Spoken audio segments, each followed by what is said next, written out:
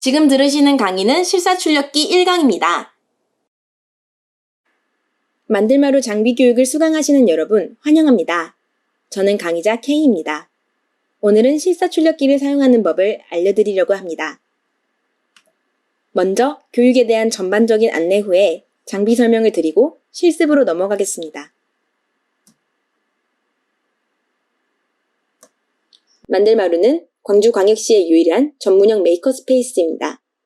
전남대학교 안에 위치해 있고 메이커를 위한 장비, 시설, 교육을 제공합니다. 실사출력기뿐만 아니라 레이저 커터, 3D 프린터, 그 외의 많은 장비들을 사용하실 수 있습니다. 만들마루와 함께 이번 강의를 진행하고 있는 저희 만들닷은 메이커 교육, 메이커 키트 개발, 시제품 제작을 주로 하는 기업입니다. 시작에 앞서 만들마루의 이용 자격 체계에 대해 간단히 설명드리겠습니다. 각 단계별 교육 수료를 통해 오픈메이커, 어드밴스드 오픈메이커, 마스터메이커 자격을 부여받게 되는데요. 자격을 갖춘 메이커는 교육 수료 및 행사 참가 등에 따라 부여되는 포인트를 사용하여 만들마루의 장비를 예약하고 사용하시면 됩니다. 더 자세한 사항은 만들마루 홈페이지를 통해 확인하실 수 있습니다. 온라인 교육 이후 개강할 오프라인 교육에서는 실제 장비를 다루는 것에 초점을 맞추고 교육을 운영할 예정입니다. 장비 3가지에 대한 교육은 온라인과 오프라인으로 나뉘는데요. 온라인 강의에서는 기초 이론과 장비를 사용해 작품을 완성하는 부분까지 보여드리고 온라인 강의를 수강 완료하신 분에 한해 오프라인 강의가 신청 가능합니다. 온라인 교육 3가지와 오프라인 교육 3가지, 총 6번의 교육을 이수해야 오픈 메이커 자격을 얻으실 수 있는데요.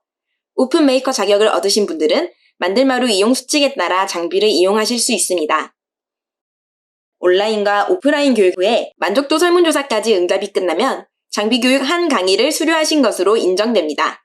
이 점을 잘 숙지하셔서 불편 없이 교육을 수강하시기 바랍니다.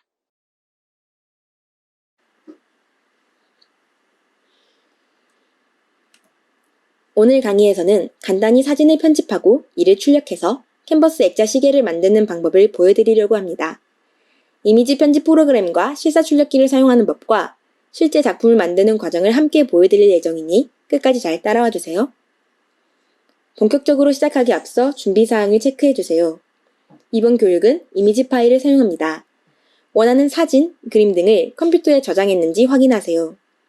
또 원활한 수업 진행을 위해 미리 작품 템플릿을 만들마루 홈페이지에 올려두었습니다. 이 파일도 잘 저장되어 있는지 확인하세요. 마지막으로 평소에 사용하시던 이미지 편집 프로그램이 있으시다면 그대로 사용하셔도 됩니다. 다만 포토샵, 일러스트레이터 등 이미지 편집 프로그램이 없으신 분들께는 무료 웹 프로그램인 포토피를 추천합니다. 이번 강의 역시 포토피를 사용하여 진행할 예정입니다. 포토피는 인터넷 익스플로러에서는 정상 작동하지 않으므로 미리 크롬 브라우저를 설치해주세요. 이 3가지 항목이 모두 준비되었다면 강의를 이어서 진행하세요. 오늘은 이미지 편집 프로그램으로 사진을 편집하는 과정을 순차적으로 따라해 보겠습니다. 그 후에 만들마루의 실사출력기를 사용해 작업물을 출력하고 완성하는 과정을 보여드릴 건데요. 오늘 이미지를 만들어 두시면 나중에 오픈메이커 자격을 얻으신 후 바로 만들마루에 오셔서 작품을 완성해 볼 수 있겠죠? 그럼 먼저 실사출력기가 어떤 장비인지 알아볼까요? 실사출력기는 주로 일반 프린터로 인쇄하기 힘든 인쇄물을 출력합니다. 가정용 출력기에서 인쇄할 수 없는 크기도 인쇄할 수 있고 다양한 소재에 출력할 수 있습니다. 간단히 말하면 아주 크고 일 잘하는 프린터라고 표현할 수 있겠습니다. 실제로 출력 원리도 잉크젯 프린터와 유사합니다. 상가나 학원가 유리창에 붙어있는 이런 광고 많이 보셨죠? 이는 PVC 케이지라는 소재를 사용합니다. 이 소재의 가장 큰 특징은 시트지처럼 인쇄면 반대쪽에 점착면이 있어 어디에든 붙이기 쉽다는 점입니다. 매끈한 면에 붙이기에도 좋고 떼어낼 때 비교적 깔끔하게 떨어지는 장점이 있습니다. 행사 있을 때 주로 세워두는 이런 배너에는 페트지를 사용합니다. 페트병 할 때 그 페트 맞고요. 같은 플라스틱 합성 수지 재질입니다. 저연소성의 소재여서 불에 잘 타지 않고 견고하고 탄력적이어서 잘 구겨지거나 찢어지지 않습니다. 발색력이 좋지만 코팅을 하지 않으면 물과 오염에 취약합니다. 현수막에 사용되는 소재는 다양하지만 대부분 뭉뚱그려서 현수막지라고 부르고 있습니다. 보통 현수막에 사용되는 소재는 그래픽 원단이라고 부르며 다른 이름으로는 폴리에스테르 원단이라고도 합니다. 가장 흔히 보이는 현수막지라고 생각하시면 됩니다. 외부 광고용 소재이긴 하지만 천 재질이므로 쉽게 오염되고 빛에 바를 수 있습니다. 이번에 만들마루에서 사용할 실사 출력기는 수성 잉크를 사용합니다. 수성 잉크는 말 그대로 물에 녹고 번지고 지워지는 잉크입니다. 비를 맞을 일 없는 실내에서는 오래 버티지만 실외용 제품을 제작할 것이라면 인쇄 후 건조 및 코팅 작업이 필수입니다. 다만 값이 싸고 인쇄 속도가 빠르다는 장점이 있고 합성지, 페트지, 켈지 등의 사용이 가능합니다. 솔벤트 잉크는 유기용제 중의 하나로 PVC 소재의 경우 인쇄 시 표면에 녹이면서 정착해 내구성이 높습니다. 다만 독성, 인화성, 휘발성이 있어 사용 시에 안전상 주의가 꼭 필요하고 호흡기나 피부를 통해서 접촉하지 않아야 합니다. 라텍스 잉크는 쉽게 말하면 고무 잉크입니다. 친환경 잉크로도 많이 각광받고 있습니다. 소재 호환성이 좋아 어느 소재에도 견고하게 출력되는 편입니다. 인쇄 후 80도에서 150도로 고열 건조하기 때문에 작업 환경이 쉽게 더워지고 인쇄 시간이 오래 걸립니다. UV 잉크는 광경화성 수지 잉크입니다. 자외선을 쬐면 굳는 성질을 이용해 인쇄합니다.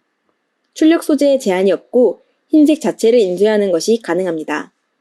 단, 인쇄 후 표면이 까슬한 편이고 환경에 따라 출력물 표면이 갈라지는 현상, 즉 크랙이 발생할 수 있습니다. 실사 출력기를 활용할 수 있는 분야는 무궁무진합니다. 초기에는 커다란 공사도면을 인쇄하는 게 목적이었지만 그 이후 인쇄 기술과 소재의 향상으로 다양한 옥내, 옥외 광고를 제작하는 데 활용되었습니다. 최근엔 의류 소재에 자신만의 패턴을 넣거나 로고를 전사하기 위한 용도로도 쓰이고 있습니다. 이번 강의에서는 앞서 간단히 소개한 것과 같이 실사 출력기를 사용하여 캔버스 액자 시계를 제작해 볼 것입니다. 집에서 각자 사진을 편집해 배경을 만든 뒤 만들마루에서 실사 출력기로 이미지를 캔버스 찬에 출력합니다. 이후 작업물을 나무 판넬에 고정시키고 시계 무브먼트를 달아 완성합니다. 가로 세로 30cm의 판넬을 준비했습니다. 시계 직경은 약 12cm입니다. 실제 작업물은 판넬 뒤로 고정시키는 사방 여유분을 고려하여 가로 세로 40cm로 제작할 예정입니다. 이 점 작업 시 숙지하시길 바랍니다.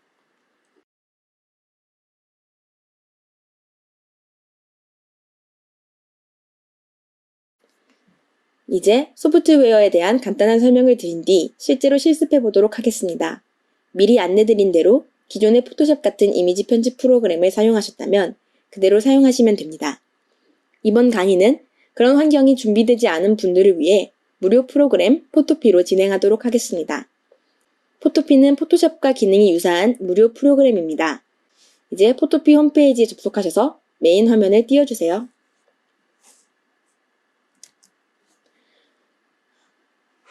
저와 같은 화면이라면 정확히 접속하셨습니다. 만약 다른 화면이 뜬다면 몇 가지를 같이 점검해 보도록 하겠습니다.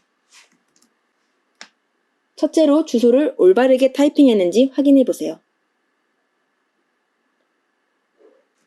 두 번째로 크롬 브라우저를 사용하여 열었는지 확인해 보세요. 화면을 보았을 때 맨 윗줄에 보이는 파일, 편집, 이미지 등이 써진 줄은 메뉴라고 부릅니다. 그 밑에 있는 줄은 옵션이라고 부르고요. 맨 왼쪽에 길게 늘어진 메뉴는 도구입니다. 만약에 화면에 용어가 영어로 나올 경우 메뉴에 More, 더보기, 랭귀지, 언어, 한국어를 선택하셔서 언어 설정을 바꿔주세요. 포토피는 포토샵의 기본 기능을 비슷하게 갖추고 있습니다. 아마 강의를 들으시는 분 중에 포토샵을 안 써보신 분도 계실 거예요. 포토샵은 이름에서도 알 수 있듯이 주로 사진을 편집하기 위한 프로그램입니다. 컴퓨터가 사진을 화면에 표시할 때 화면 속 수많은 미세한 점에서 색을 조합해 표현합니다. 평소에 육안으로 보기 힘들지만 모니터에 물을 한 방울 튀겨보면 빨강, 파랑, 초록으로 이루어진 점들을 볼 수 있죠. 그렇게 화면을 구성하는 점들을 픽셀이라고 부르고 이미지를 점으로 나타내는 형식을 우리는 비트맵이라고 부릅니다. 다른 말로는 레스터 이미지라고도 하죠. 일반적으로 우리가 카메라로 찍거나 화면을 캡처한 사진 등이 비트맵에 해당됩니다. 비트맵 이미지는 색이 각 픽셀별로 표현되기 때문에 확대했을 때 계단 모양으로 화면이 깨지는 현상이 나타납니다. 확대했을 때 깨짐이 덜한 이미지를 상대적으로 고화질 이미지로 분류합니다. 다른 형식으론 벡터가 있습니다. 벡터는 점, 선, 면으로 이루어진 그래픽인데요. 이들의 관계가 수학적으로 저장되기 때문에 확대, 축소를 해도 화질 저하가 없는 것이 특징입니다. 쉽게 말하면 이미지 자체보다 이미지를 그리는 법을 기억하고 있어서 매번 똑같이 그릴 수 있는 형식이라고 생각하시면 됩니다. 포토샵에서도 벡터 이미지를 만들 수 있지만 보통은 일러스트레이터 등 벡터 전용 프로그램을 사용합니다. 이미지 파일의 구성 방식에 따라 비트맵과 벡터를 나눌 수 있었는데요. 컬러 이미지는 색을 표현하는 방식에 따라 RGB와 CMYK로 나눌 수 있습니다. 간단하게 구분하자면 디지털 색상은 RGB, 인쇄 색상은 CMYK라고 할 수 있는데요. RGB는 레드, 그린, 블루의 빛으로 이루어져 조합하는 색상, 즉 우리의 LED 모니터 화면 등에서 볼 수 있는 빛으로 된 색입니다. 반면 CMYK는 사이안, 마젠타, 옐로우, 블랙인데 인쇄용 잉크 4색으로 이루어져 조합되는 색입니다. 주변에 흔히 볼 수 있는 컬러 프린터만 확인해봐도 인쇄가 이 4가지 색상 CMYK로 되어 있는 것을 알 수 있습니다. RGB와 CMYK로 설정된 색상들은 어느 정도 서로 매칭되어 있긴 하지만 구현 방식 자체가 다른 체계이다 보니 화면에서 표현된 색상과 출력물의 색상이 다른 경우가 종종 발생합니다. 가정용 프린터의 경우 제조사들의 노력으로 RGB로 설정된 색상과 CMYK로 설정된 색상 사이의 갭을 최대한 줄이고 있어 비교적 큰 차이가 보이지 않지만 산업 현장에서 나오는 결과물은 아주 다르게 표현되기도 해 전문 출력을 위해서는 CMYK 설정을 통해 색상을 진행하는 것이 바람직합니다. 이번 교육에서 사용할 프로그램인 포토피는 RGB 색상 체계만 지원하므로 별도로 설정할 수는 없지만 포토샵 등 색상 모드를 변경 가능하신 분들은 CMYK로 설정하여 진행해 주시면 좋겠습니다. 아까 픽셀에 관해서 설명을 드렸죠? 화면을 구성하는 미세한 색깔 점들이라고 표현했는데 더 엄밀히 말하자면 화면에서 표현할 수 있는 가장 작은 점이라고 합니다. 화면의 해상도를 나타낼 때 보통 1280 곱하기 720 해상도다 라고 말하는데요. 이는 그 화면의 가로 픽셀 수와 세로 픽셀 수를 나타냅니다. 가로 1280개, 세로 720개의 픽셀로 이루어져 있다는 거죠. 우리는 보통 선명하고 정교한 이미지를 원합니다. 그런 이미지를 고화질이다, 해상도가 높다 라고 표현하죠. 예시 사진은 이를 극단적으로 표현한 건데요. 이미지를 구성하는 점의 크기가 크고 수가 적은 이미지의 경우 사진의 화질이 저하되어 이미지 식별이 어렵습니다. 반대로 픽셀의 크기가 미세하고 많은 경우 이미지가 선명해집니다. 이렇게 이미지의 화질은 크게 픽셀의 수와 크기로 결정되는데요. 다시 말하면 같은 크기의 이미지라면 픽셀이 많을수록 선명하기 때문에 이미지 안에 픽셀이 몇 개가 존재하는지가 중요합니다. 이를 나타내는 단위가 바로 DPI 또는 PPI입니다. 1인치 안에 몇 개의 점 또는 픽셀이 있는지를 나타냅니다. 일반적으로 이미지가 같은 크기일 때 DPI가 높을수록 화질이 더 높습니다. 인쇄용 작품의 경우 컴퓨터로 보는 이미지보다 더 고화질을 요구합니다. 그래서 일반 컴퓨터 문서가 72 dpi 정도이고 인쇄용 문서는 300 dpi 이상을 추천합니다. 여기까지 만들마루 장비교육 실사출력기 1강이었습니다. 다음 실사출력기 2강에서 뵙겠습니다.